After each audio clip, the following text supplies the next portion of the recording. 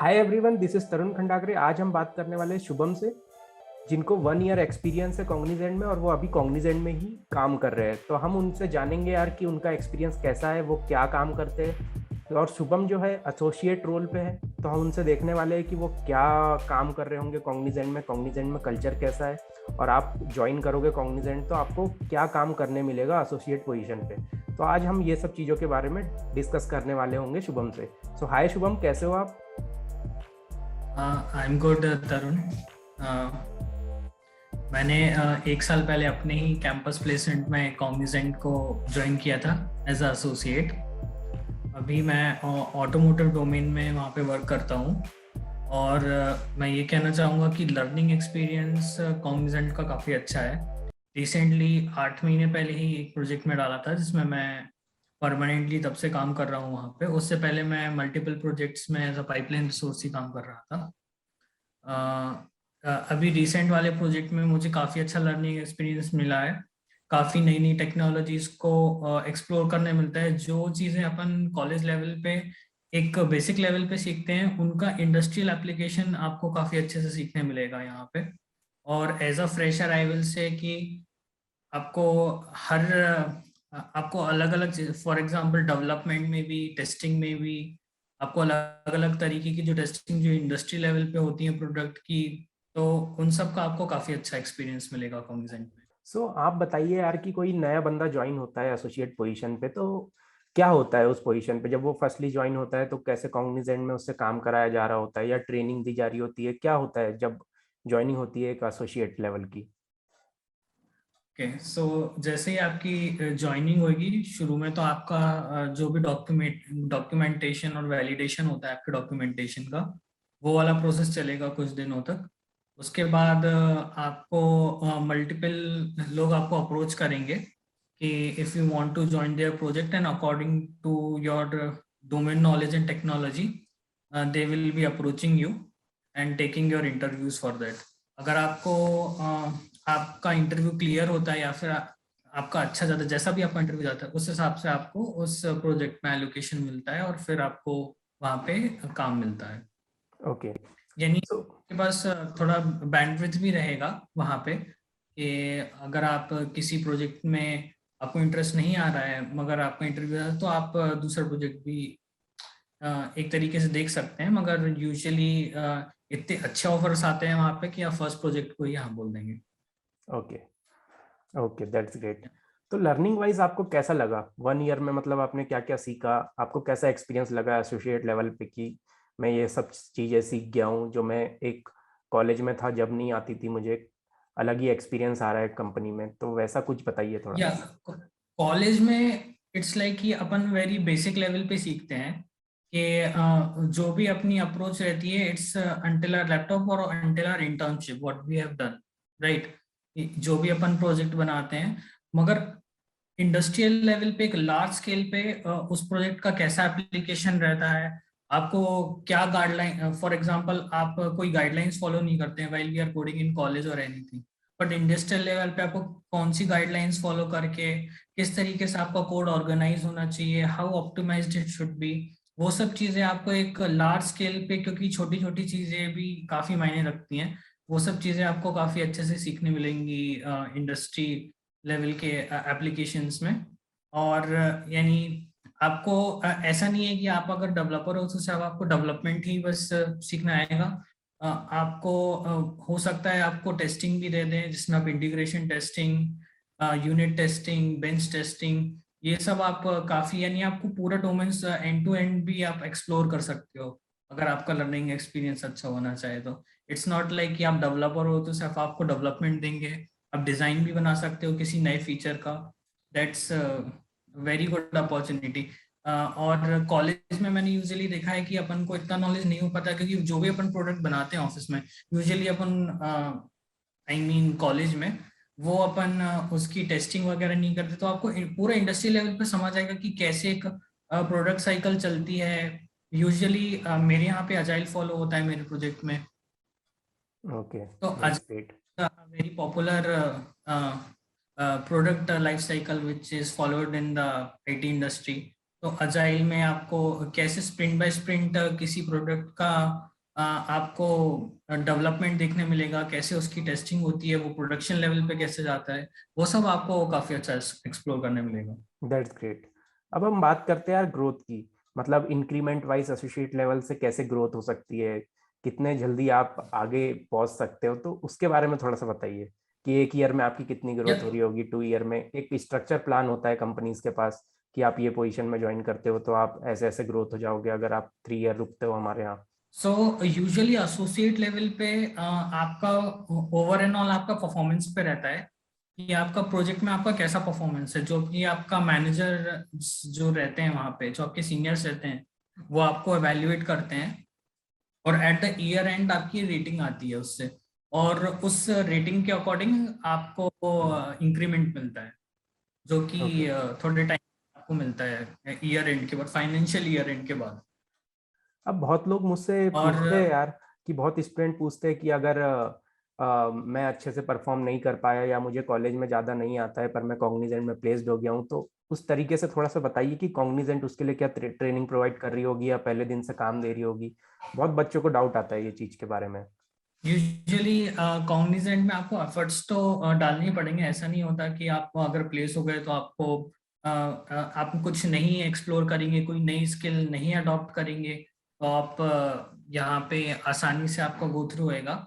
आपको every day learning सीखनी पड़ेगी। एवरी डे अगर आपको आपके पास कोई भी नई रिक्वायरमेंट आती है कि नहीं आपको ये स्किल सीखनी है, आपको ये स्किल अडॉप्ट करके कोई नई चीज सीख के आपको कुछ कहीं पे इम्प्लीमेंटेशन देना है किसी भी प्रोडक्ट में, तो आपको नई नई स्किल्स तो लगातार सीखती ही रहनी पड़ेगी। और यूजुअली जो आपको जो भी आप स्किल एक्वायर करके जिस भी डोमेन में जाना चाहते हैं उसमें आपको अच्छा होना ही पड़ेगा।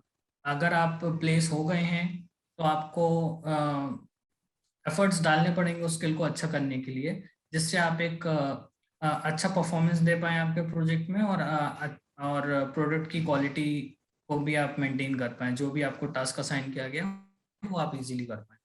और यूजुअली ट्रेनिंग पे जब भी आप ज्वाइन कर, जैसे आप एज अ फ्रेशर ज्वाइन कर रहे हैं तो कॉग्निजेंट में ट्रेनिंग होती है, तो कॉग्निजेंट का ट्रेनिंग प्रोग्राम काफ़ी अच्छा है। आपको प्रॉपर ट्रेनिंग मिलेगी, प्रॉपर कोर्सेज आपका आपको यूडीमी वगैरह पे, करेंटली जब मैं गया था तब यूडीमी वगैरह के कोर्सेज मिलते हैं, जिससे आप नई नई स्किल एक्वायर कर सकते हैं। और काफ़ी अच्छी मेंटरशिप भी है वहाँ पे ट्रेनिंग प्रोग्राम्स में, जिससे आप जो भी स्किल एक्वायर करना चाहें वो आप कर सकते हैं।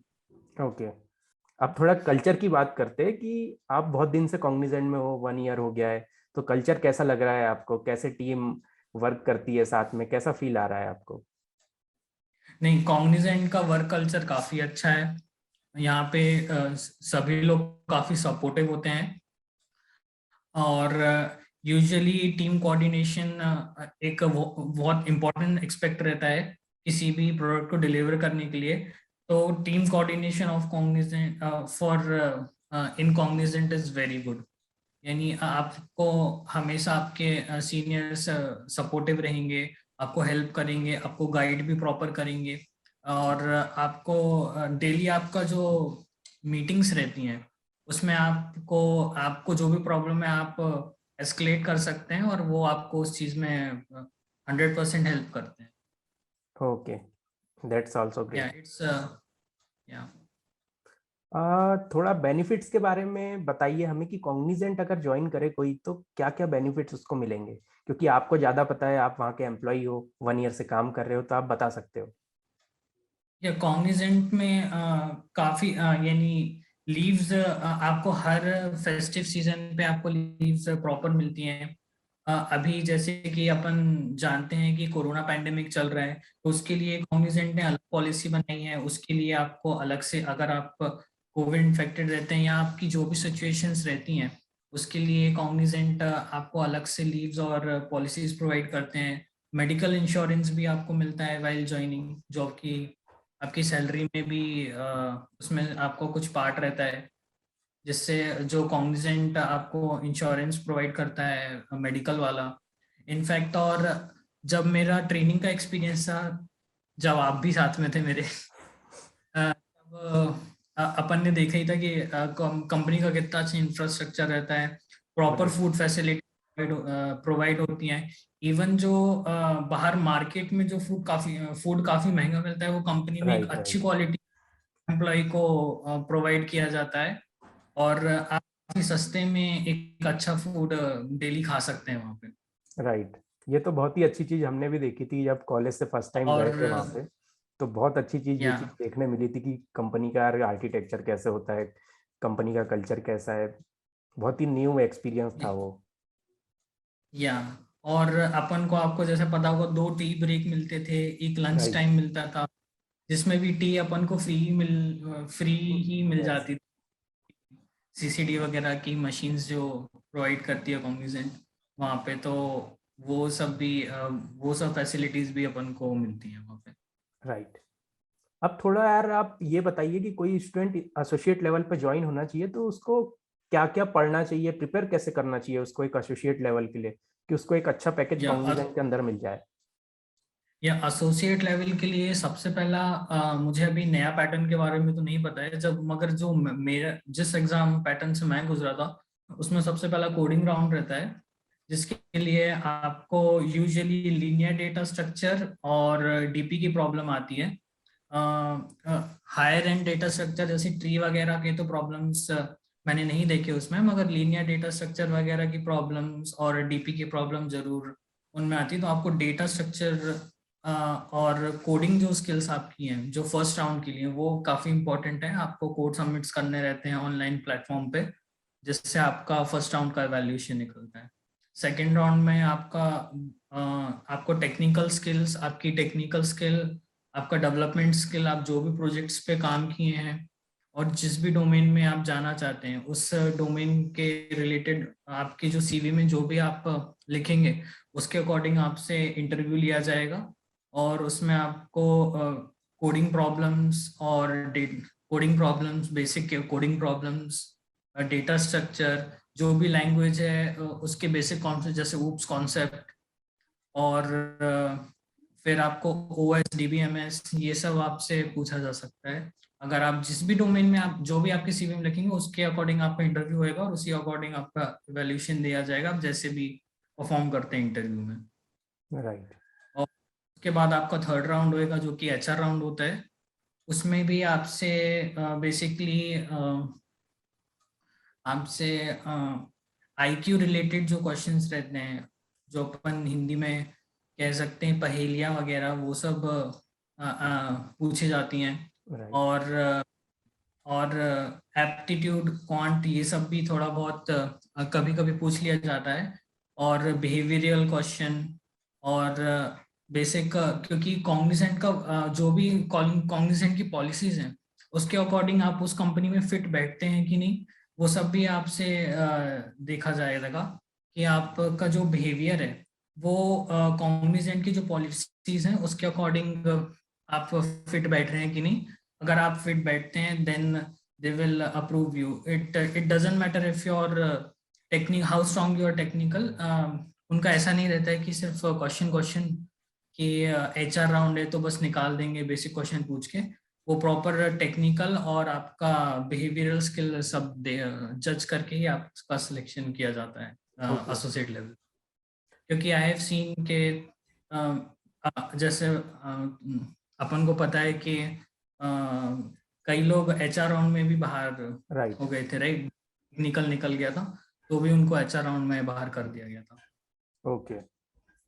सो बहुत लोग मुझसे पूछते भी है यार कि कम्युनिकेशन स्किल का क्या रोल होता है कॉग्निजेंट के अंदर, कि कम्युनिकेशन स्किल कितनी अच्छी होना चाहिए, इंग्लिश उनकी कितनी अच्छी होना चाहिए, क्योंकि बहुत बच्चों की इंग्लिश उतनी अच्छी नहीं होती है। तो वो कैसे इम्प्रूव करे और कैसे, मतलब कॉग्निजेंट के हिसाब से कितनी जरूरत है।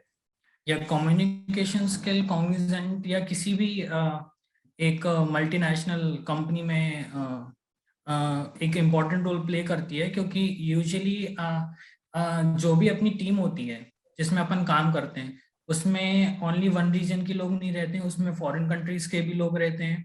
और उन स्टेट, अपने इंडिया में ही देख लो तो अपने इंडिया में काफ़ी सारी भाषाएं बोली जाती हैं अलग अलग स्टेट में। तो अलग अलग स्टेट के लोग आते हैं, और ज़रूरी नहीं है कि हर कोई हिंदी में कंफर्टेबल हो बोलने में, राइट।